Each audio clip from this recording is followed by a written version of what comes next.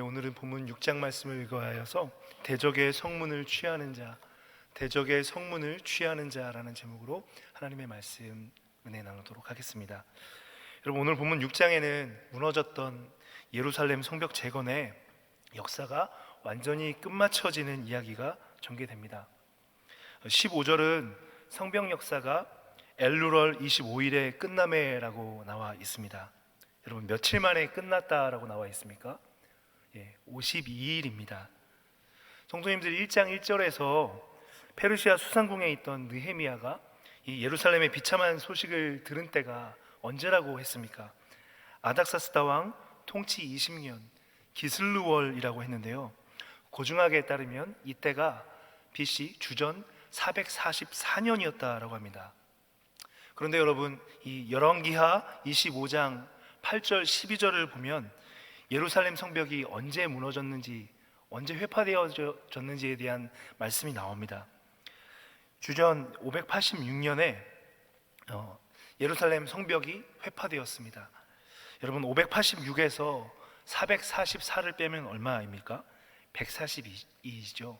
이 142년 동안 예루살렘 성벽은 무너져 있었습니다. 한 세기하고도 반세기가 더하도록 약 150년에 이르도록 무너져 있었던 성벽이 지금 느헤미야가 와서 52일 만에 중수가 되어지고 재건이 되어지는 놀라운 역사를 우리가 보고 있는 것이죠. 여러분, 여기서 우리는 하나님만을 전심으로 의지하는 영적인 리더십이 어떠한 것인가, 그 진가를 보게 됩니다. 느헤미야의 리더십은 어떤 리더십이었습니까? 가장 먼저 그는 하나님의 약속의 말씀을 붙잡는 리더십이었습니다. 그래서 그가 행한 것은 무엇이었습니까? 가장 먼저 그는 조상들과 백성들이 율법을 어긴 죄를 자신의 죄로 끌어안았습니다. 하나님 앞에 자신의 죄로 고백했고 하나님 앞에 대신하여 회개하였습니다. 그런데 이렇게 기도만 하고 회개만 하고 끝난 것이 아니었지요. 느헤미야는 깨진 현실까지도 붙잡고 끌어안았습니다. 놀라운 지도력으로 절망에 사로잡혀 있는 귀한 백성들을 격려했고 전략을 펼쳤고 기도가 현실이 되도록 하나님 앞에 열심으로 섬겼습니다. 특별히 이 대적 마귀가 비웃는 기도가 되지 않도록 하기 위하여 그는 자기 몫을 희생하는 리더십으로 끝까지 헌신했습니다. 그런데 여러분, 오늘 성벽 중수가 끝마쳐지는 장면에서 한 세기 동안 이 누구도 이루지 못한 일을 이룬 성취한 리더십의 진짜 주인이 누구인지에 대해서 말씀해주고 있습니다. 15절, 16절입니다. 성벽 역사가 52일 만인 엘루럴 25일에 끝남에 우리의 모든 대적과 주위에 있는 이방 족속들이 이를 듣고 다 두려워하여 크게 낙담하였으니 그들이 우리 하나님께서 이것을 이루신 것을 알미니라. 아멘. 누가 하셨죠, 여러분? 하나님. 느헤미야 리더십의 진짜 주인은 하나님이시다라고 말씀하고 있습니다. 사랑하는 성도 여러분, 하나님은 어떤 분이십니까? 하나님은 시건치 않으시는 분이시죠. 언약하신 말씀을 반드시 이루시는 분이시고 한번 시작하신 일을 반드시 성취하시는 하나님이십니다. 이방 대적들도 이 사실을 알고 오늘 두려워 떨었고 크게 근심하였다라고 얘기하고 있습니다. 성도 여러분, 오늘 우리가 먼저 이 세대의 복음을 맡은 크리스찬 리더십으로서 우리가 영적인 장자라고 세상 앞에 우리 자신을 드러내고 자랑하고 항상 어느 곳에서나 예수님 예수님 이야기하는 거 참 귀한 일이지만요, 그 전에 점검해야 할 것들이 있습니다. 입술로만 예수님 예수님 십자가 십자가 자랑하기 전에 우리가 정말 이와 같은 영적인 리더십, 하나님으로부터 부어진 이와 같은 영적인 리더십을 살아내고 있는가 점검해야 합니다. 우리는 우리 주변의 이웃들과 심지어 우리를 미워하고 싫어하는 대적들까지 인정할 수밖에 없는 하나님의 리더십을 살아내고 있습니까? 창세기 1장 27절 28절은 진정한 하나님의 백성이라면 반드시 드러나야 하는 하나님의 리더십을 하나님의 형상이다라고 말씀하고 있습니다. 창세기 1장 27절 28절입니다. 하나님이 자기 형상 곧 하나님의 형상대로 사람을 창조하시되 남자와 여자를 창조하시고 그들에게 복을 주시며 하나님이 그들에게 이르시되 생육하고 번성하여 땅에 충만하라. 땅을 정복하라. 바다의 물고기와 하늘의 새와 땅에 움직이는 모든 생물을 다스리라 하시니라. 아멘. 여러분이 하나님의 형상이 하나님을 닮았다는 뜻입니다. 하나님과 교제하는 자로 만들어졌다는 뜻이기도 한데요, 고대 근동의 하나님의 형상이란 말은 마치 이집트의 바로가 다스리는 곳에 이곳은 바로가 통치하는 곳입니다 라는 뜻으로 스핑크스를 두는 것과 같이 신의 형상으로 하나님께서 하나님과 닮은 자, 하나님과 교제하는 자로 하나님께서 지으신 에덴과 피조 만물 모든 것들 가운데 아담, 사람을 두셨습니다. 어떤 뜻입니까? 하나님께서 통치하는 곳이다, 이 사람을 통해서 하나님이 통치하시는 곳이다 라는 하나님의 리더십을 드러내는 것이 하나님의 형상이다라는 말의 또 다른 의미입니다. 여러분, 오늘 보면 1절로 4절에는 느헤미야가 살아내고 있는 확실한 하나님의 형상이 있습니다. 저는 그것을 오늘 안식하는 성품이다 라고 성도님들께 좀 소개해 보려고 합니다. 안식하는 성품.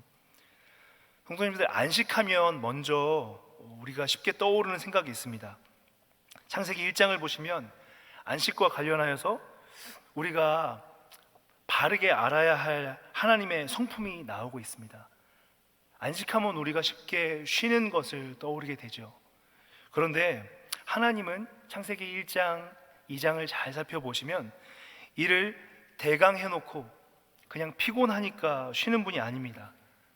하나님은 6일 동안 하나님의 천지창조의 일을 완벽하게 마치십니다. 그리고 창조된 모든 것들이 하늘은 하늘대로, 땅은 땅대로, 동식물은 동식물대로, 또 물 아래에 있는 것들은 생물들은 생물들대로 하나님의 뜻대로 하나님의 영광을 바라도록 하나님의 목적을 드러내도록 하나님의 모든 일들을 완벽하게 완수하시고 쉬신 것입니다. 안식하는 성품이란 다른 말로 해서 일을 끝까지 완수하는 성품이다라고 할 수 있습니다. 우리 하나님은 하나님의 창조의 일을 완벽하게 다 마치시고 쉬시며 피조 만물 모든 것과 하나님의 영광을 나누시고 누리시는 분이시죠. 여러분, 1절에는 이 하나님의 안식하는 성품을 따라서 이를 끝까지 완수하는 느헤미야의 모습이 나타납니다. 느헤미야는 산발락과 도비야, 아라비아 사람 겟셈과 그 나머지 대적들이 성벽 재건을 끝마쳤다는 이 소식을 들었다는 걸 알고 있었습니다. 그런 과정 중에 그는 마음이 좀 풀어질 수도 있는데 그렇지 않습니다. 그의 마음의 눈에 초점은 어디에 가 있습니까? 1절 하반절을 보시면 그때는 내가 아직 성문에 문짝을 달지 못한 때였더라. 아직 마무리하지 못한 그 일들을 그는 바라보고 초점을 두고 있죠. 또 이어 2절로 4절에도 그의 안식하는 성품, 이를 끝까지 마치려는 성품은 계속해서 나타납니다. 대적 산발락과 겟셈은 느헤미야에게 덫을 놓으려 합니다. 오노 평지에서 만나자고 느헤미야를 유인하죠. 그러나 그는 어떻게 대응합니까? 4번이나 이런 지하에 거절합니다. 3절 말씀입니다. 내가 곧 그들에게 사자를 보내어 이르기를 내가 이제 큰 역사를 하니 내려가지 못하겠노라. 어찌하여 역사를 중지하게 하고 너희에게로 내려가겠느냐. 사랑하는 성도 여러분, 어제 우리는 거룩한 주일 안식일을 보내었습니다. 여러분은 어제 안식을 어떻게 누리셨습니까? 지난 한 주간 맡겨진 삶의 과제들, 하나님께서 내게 맡겨주신 사명들, 교회 안에서의 봉사뿐만이 아니라 삶의 자리에서, 가정에서, 또 일터에서 하나님께서 마땅히 섬기라고 붙여주신 영혼들과 그 모든 과제들에 완벽하게 하나님 앞에 끝까지 다 충성하시고 어제 안식을 누리셨습니까? 그렇게 하나님의 영광에 참여하셨습니까? 축복하기는 성숙한 안식에 거하는 성도님들 되시기를 예수님의 이름으로 축복합니다. 어려운 때에 이 생업을 위해서 주일에도 이 쉬지 못하는 안타까운 사연들이 많으시다는 것을 알고 있습니다. 하나님께서 그 사연들 속에도 특별한 은혜로 함께 하셔서 충만한 안식으로 이끄시기를 간구합니다. 그러나 더욱 중요한 것, 안식하시는 하나님의 성품을 따라서 주께서 맡기신 시간이다, 이 일주일 주께서 맡기신 시간이다, 또 맡기신 영혼들이고 맡기신 일이다 생각하시고 믿음으로 받으시고 성실과 신실함으로 완수하셔서 부끄러움이 없는 또 돌아오는 안식을 맞이하시는 모든 성도님들 되시기를 예수님의 이름으로 축복합니다. 여러분, 오늘 본문에서 계속해서 보시면 성벽이 다 완공된 이 상황에서도 끝까지 이 하나님의 역사를 틈타려고 전략을 펼치고 있는 이 대적들의 이 역사들이, 회방들이 있는 것을 우리가 볼 수 있습니다. 여러분, 5절로 9절을 보시면 거짓 소문을 퍼뜨리면서 페르시아 황제와 유다를 이간하는 산발랏의 거짓 선동이 나옵니다. 그는 네 번이나 느헤미야에게 거절되자 다섯 번째에는 임봉되지 않은, 이 고대에는 점토, 진흙 같은 것을 편지 겉에다가 붙인 다음에 인장 도장을 찍었죠. 영화에서 보셨을 텐데요. 그런 인장을 찍지 않은 채로 편지를 보낸 겁니다. 편지의 내용은 유다가 성벽을 짓는 이유가 페르시아의 모반을 일으키기 위함이다, 그리고 왕을 세우려 한다라는 이 거짓 소문을 퍼뜨리는 내용이 그 안에 담겨져 있습니다. 그 내용을 가지고 느헤미야를 또 유도하는 겁니다. 우리가 함께 의논하자, 이와 같은 내용이 있습니다. 또 8절에 보면 느헤미야는 이와 같은 유인에도 이번에도 단도직입적으로 노합니다. 그건 거짓이고 네가 지어낸 말이야 라고 잘라냅니다. 이어지는 10절로 13절에는 더 소름 돋는 거짓 예언의 공작이 이어집니다. 거짓 예언자를 통해서 이 공작을 펼치는 모습이 보여지고 있습니다. 여러분, 10절에 보시면 이 제사장 가문의 사람으로 보이는 스마야라는 사람이 또한 느헤미야를 유인하는 행동을 합니다. 12절에 보시면 그는 도비야 산발랏에게 뇌물을 받고 거짓 예언을 한 자라고 이렇게 밝혀지고 있는데요, 그는 일부러 느헤미야를 유인하기 위하여 두문불출을 합니다. 그래서 느헤미야의 걱정을 유발시킨 것이죠. 그러면서 느헤미야가 그의 집에 찾아가자 그는 대적들이 느헤미야를 죽이려 한다면서 하나님의 성전 외소에 가서 함께 숨자고 제안합니다.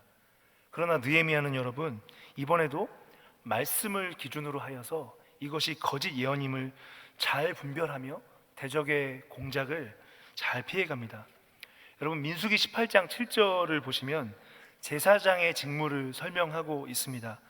제단과 성소에 외부인이 들어가면 죽임당할 것이다 라고 경고하고 있거든요. 실제로 여러분, 역대하 26장에 보면 우리가 잘 알고 있는 우시야 왕이 제사장들만 할 수 있는 분향을 드리다가 문둥병에 걸리는 일이 있습니다. 느헤미야는 이 제사장 가문인 이 스마야가 율법을 어기는 제안을 해오는 것을 보고 거짓 공작임을 깨닫습니다. 그러면서 느헤미야가 말합니다. 11절입니다. 내가 이르기를 나 같은 자가 어찌 도망하며 나 같은 몸이면 누가 외소에 들어가서 생명을 보존하겠느냐, 나는 들어가지 않겠노라 하고. 느헤미야는 무엇을 말씀하고 있습니까? 죽을지언정 율법을 범하며 죽지는 않겠다라고 선언합니다. 성도님들, 느헤미야가 계속되는 이 회유와 술책과 또 거짓 예언을 통해 자신을 죽이려고 하는 이와 같은 거짓 공작과 유인들을 계속 접하면서 느헤미야가 어때야 했을 것 같습니까? 느헤미야가 매일 그 52일 성전이 중수되는 과정 중에 계속해서 대적들의 공작과 회방과 안으로 힘들다 하고 밖으로 계속해서 이렇게 공격해오는 공격들을 당하면서 그의 마음은 어땠을까요? 하나님을 의지하기 때문에 그 어떤 두려움도 없었을까요? 저는 그렇지 않았을 거라 생각합니다. 그는 시시때때로 두려움이 엄습해오는 것을 느꼈고 살기를 느끼며 살았을 것 같습니다. 오늘 본문 9절, 13절, 14절, 19절에 보면 느헤미야가 이렇게 자신을 향해 공격해오는 대적들의 공격 앞에 두려움을 갖고 살았겠다라는 것을 우리가 살펴볼 수 있습니다. 그중 13절은 느헤미야가 정말 이 거짓 공작 가운데 얼마나 두려웠을까를 우리에게 생각하게 합니다. 13절입니다. 그들이 뇌물을 준 까닭은 나를 두렵게 하고 이렇게 함으로 나를 범죄하게 하고 악한 말을 지어 나를 비방하려 함이었느니라. 뇌물을 주고 거짓 선동의 그 배후에도 범죄에게 해서 느헤미야로 하여금 율법을 어기는 자야. 느헤미야는 이렇게 성벽을 중수한다라고 와서 열심을 내고 있지만 이것 봐, 율법을 어기잖아. 이와 같은 거짓 선동을 일으켜서 악한 말을 해서 느헤미야를 비방하고 하려고 하는 것들을 그가 알게 되었을 때 어떠했겠습니까? 정말 소름 돋는 두려움이 있었을 것 같습니다. 성도님들, 사단은 구약시대 때나 2000년 전 초대교회 때나 지금이나 동일한 전략을 펼칩니다. 완벽한 하나님의 리더십, 또 하나님께 순종하는 하나님의 백성들이 하나님께 순종하며 살아갈 때에도 끊임없이 작은 틈만 보이면 그 틈을 통하여서 두려움의 전략을 펼쳐나가죠. 여러분, 연약한 인생이기에 갈멜산에서 바알 선지, 바알과 아세라 선지 750명과 750대 1로 싸웠었던 우리 엘리야 또한 어떻습니까? 그 용맹스러운 엘리야 또한 이 사단의 괴계 가운데 이세벨이 하는 내가 널 죽이리라, 정령 죽이리라 두려움 전략에 두려워서 떠나가게 되는 일들을 우리가 보게 됩니다. 초대교회 때에도 사도 베드로가 말씀하는 것과 같이 사단은 우는 사자와 같이 삼킬 자들을 찾으면서 이 초대교회의 많은 성도들을 변절하게 하고 믿음을 떠나게 했습니다. 여러분, 이 우는 사자와 같은 우는 사자의 소리와 관련된 한 가지 제가 그 자료를 본 적이 있는데, 사자가 우는 소리가 굉장히 저주파입니다. 저주파의 로어링하는 그 소리가 딱 들렸을 때 동물들이 그 사자 근방에서 가까운 지역에서 사자가 저주파로 우는 그 으르렁하는 소리만 들어도 두려움이 생겨갖고 몸이 근육이 경직된다고 합니다. 두려움에 사로잡혀갖고 움직이지 못하고 굳게 된다라고 하는데요.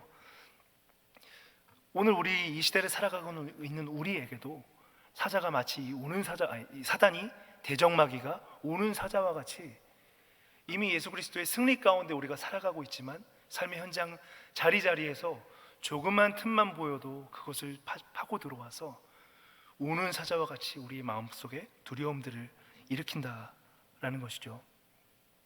오늘 느헤미야는 이와 같은 상황 속에서 하나님 앞에 초지일관 기도하고 말씀을 붙잡는 가운데 마치 1절에서 본인이 아직 내가 성문을 달진 못했다라고 인식하고 있는 것과 같이 사단이 어느 틈이라도 틈탈 수 있다는 것을 깨어 주목하고 있고 말씀에 사로잡혀서 그 일들을 대응해 나가고 있습니다. 여러분, 본문 말씀 속에 거짓 선동이 일어나고 또 술책이 일어나는 과정 가운데 느헤미야는 계속해서 어떻게 대응하고 있습니까? 여러분, 9절과 14절을 보시면 그는 오직 하나님께 의뢰하며 대응하는 모습을 보입니다. 9절 말씀 같이 한번 읽어보겠습니다. 이는 그들이 다 우리를 두렵게 하고자 하여 말하기를 그들의 손이 피곤하여 역사를 중지하고 이루지 못하리라 함이라. 이제 내 손을 힘있게 하옵소서 하였노라. 여러분, 이 9절에서 손이 피곤하여 라는 말이 이 절망했다라는 말을 이제 표현하는 관용적인 그때 당시의 표현입니다. 예레미야에서도 이 표현이 나오고 하는데, 이 가뜩이나 지금 내부적으로도 위축되어 있는 상황이고 대적들이 있는 상황 가운데 너희는 손이 연약해서 그 일을 못해. 실제로 현실을 봐도 힘이 딸립니다. 부족한 상황입니다. 그런 상황 속에서 계속해서 너희는 손이 연약해서 못해 라고 할 때 대적을 향하여서 느헤미야는 대응하여 나가지 않습니다. 9절 하반절에 하나님께 나아가죠. 이제 내 손을 힘있게 하옵소서 하였노라. 이제 내 손을 힘있게 하옵소서. 연약한 자기 자신의 현실과 두려움의 모습 그대로 대적 앞에 서는 것이 아니라 하나님 앞에 섭니다. 14절은 어떻습니까? 같이 한번 읽어보겠습니다. 내 하나님이여, 도비야와 산발락과 여선진 노아다와 그 남은 선지자들 곧 나를 두렵게 하고자 한 자들의 소행을 기억하옵소서. 거짓 예언자들, 심지어 제사장 가문의 사람인데 거짓 예언자로 둔갑하여 뇌물을 받고 지금 하나님의 역사를 가로막으려고 하는데, 하나님 두렵습니다. 나를 두렵게 한 자들의 소행을 기억하옵소서. 그들과 맞상대하지 않습니다. 그들의 거짓 선동과 획책에는 이런 지하로 자르고 그 두려운 마음들을 가지고 그 앞에 서지 않아요. 하나님 앞에 섭니다. 하나님께 그 두려움과 어려움들을 의뢰하고 맡기죠. 이와 같이 말씀으로 분별하며 안식하는 성품으로 하나님 앞에서 하나님의 일을 감당하는 느헤미야, 초지일관 이와 같은 느헤미야의 하나님의 형상, 하나님의 리더십 가운데 어떤 역사가 일어납니까? 오늘 여러분 15절로 19절, 특별히 17절로 19절 말씀에 보면 이 대적의 실체, 예루살렘 이 성벽 안을 실제적으로 다스리고 통치하고 있는 사람이 누구인지가 드러나는 모습을 볼 수 있습니다. 우리 17절로 19절 말씀 같이 한번 다시 읽어보겠습니다. 또한 그때 유다의 귀족들이 여러 번 도비아에게 편지하였고 도비아의 편지도 그들에게 이르렀으니 도비아는 아라의 아들 스가냐의 사위가 되었고 도비아의 아들 여호하난도 베레가의 아들 무슬람의 딸을 아내로 맞이하였으므로 유다에서 그와 동맹한 자가 많음이라. 그들이 도비아의 선행을 내 앞에 말하고 또 내 말도 그에게 전하매 도비아가 내게 편지하여 나를 두렵게 하고자 하였느니라. 여러분이 앞서 우리가 읽었었던 말씀들에 보면 이 호론 사람 산발랏, 그리고 호론은 사마리아라고 말씀드렸고요, 이 산발랏은 사마리아의 총독이었습니다. 그리고 도비아는 요단 동편 지역의 총독이었는데요, 암몬 사람이었죠. 그런데 지금 18절에 보시면 암몬 사람 도비아가 이 무슬람의 베레가의 아들 무슬람의 딸을 아내로 맞이하였다. 그러니까 도비아의 아들이 이 무슬람이라는 사람의 딸을 아내로 맞이하였다라고 말씀하고 있습니다. 무슬람은 이 앞부분의 3장을 보시면 성벽을 중수했었던 인물 중에 한 명입니다. 그리고 여러분이 도비아는 이 느헤미야 13장에 보시면 이 제사장이었었던 엘리야십과도 내통했었던 사람입니다. 그래서 성소 안에 자기의 방을 두고 성소를 더럽히는 일들을 하고 있었던 자이죠. 그런데 지금 18절 말씀이 마지막에 뭐라고 말씀하고 있죠? 그와 동맹한 자가 많음이라. 지금 귀환에 있는 상황이고 성벽이 재건되고 있는 상황이지만 그 땅 가운데 실제적으로 대적 마귀의 계획 가운데 이 예루살렘 땅을 지배하고 통치하고 있는 이 권력자, 힘 있는 사람은 이 도비아였다라는 부분을 하나님께서 드러내신다라는 것이죠. 사랑하는 성도 여러분, 하나님께서는 이와 같이 두려움이 계속해서 공격해오는 상황 가운데 말씀을 붙잡고 하나님을 의지하는 자들에게 대적의 성문을 취하는 은혜를 허락해 주십니다. 1장 1절에서 아직 성문을 달지 못했어 라고 깨달으며 끝까지 하나님 앞에 초지일관했었던 느헤미야에게 현재 예루살렘 성전 안을 다스리는 실제 권력자 마귀의 계계의 실제가 누구인지를 하나님께서 드러내어 보여주신다라는 것입니다. 그리스도인들은 아브라함 때에도 또 초대교회 때에도 지금 우리에 이르기까지 대적의 성문을 취하는 자입니다. 하나님께서는 특별히 창세기 22장 여호와 일의 사건 때 아브라함이 하나님의 말씀에 순종하여 아들 이삭을 바칠 때에 그 순종을 보고 하나님께서 그 대적의 성문을 차지하게 하겠다라고 22장 17절에 약속하셨습니다. 내가 내게 큰 복을 주고 내 씨가 크게 번성하여 하늘의 별과 같고 바닷가의 모래와 같게 하리니 내 씨가 그 대적의 성문을 차지하리라. 아멘. 여러분, 이 대적의 성문을 차지하리라라는 약속은 이어 이삭에게도 이어집니다. 이삭이 그 아내 리브가를 맞이할 때 이 라반 그 오빠가 그 이삭을 만나러 떠나는 리브가를 축복하면서 말하죠. 창세기 24장 60절입니다. 리브가에게 축복하여 이르되 우리 누이여 너는 천만인의 어머니가 될지어다.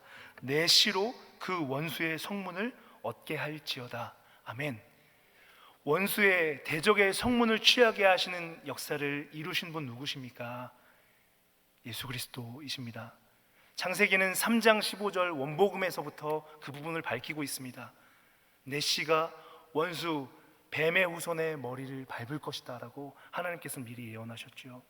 오늘 우리는 예수 그리스도께서 이루신 십자가의 승리 가운데 원수의 대적의 문을 취할 수 있는 권세를 하나님께서 허락해 주셨습니다. 오늘 말씀 앞에 두려움으로 우리를 웅크리게 만드는 사단의 괴계 앞에 말씀 앞에 순복하며 또 하나님께 그 두려움의 제목들을 아뢰며 끝까지 안식하는 성품, 이를 완수하여 하나님의 안식에 참여하는 자로 살아냄으로써 대적의 성문을 취하는 모든 성도님들 되시기를 예수님의 이름으로 축복합니다. 거룩하신 아버지 하나님, 은혜에 감사를 드립니다.